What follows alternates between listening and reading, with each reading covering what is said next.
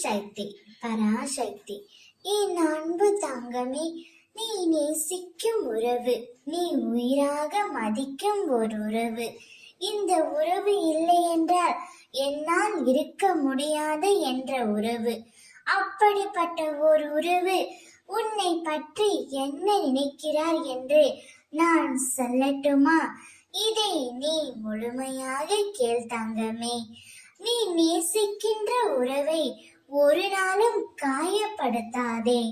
அவர்களை இழிவாகவும் பேசாதே.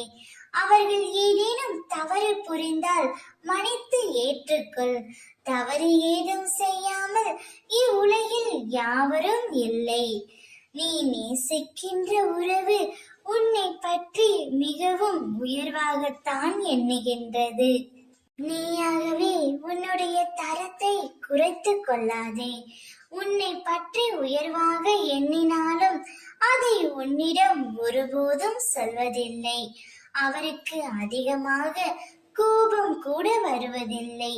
சில நேரத்தில் கோபம் வந்தாலும் வெளிக்காட்டுவது இல்லை. அந்த கோபம்தான் தங்கமே குணம் என்பார்கள். கோபம் இருக்கும் இடத்தில்தான் பாசம் அதிகமாக இருக்கும். அந்த பாசத்தை நீ புரிந்து கொண்டு பிறகு ஏற்றுக்கொண்டு உன்னுடைய வாழ்க்கையை நீதான் வாழ வேண்டும். நீயும் அவரை போல தவறு செய்து விடாதே. அவரை மனதார ஏற்றுக்கொள். நீ நேசிக்கின்ற உறவு உன்னை பற்றி எப்பொழுதும் உயர்வாகத்தான் எண்ணிக்கொண்டே இருக்கின்றது. அதனால் நீ கலக்கமில்லாமல் நிம்மதியாக இரு. ஓம் சக்தி.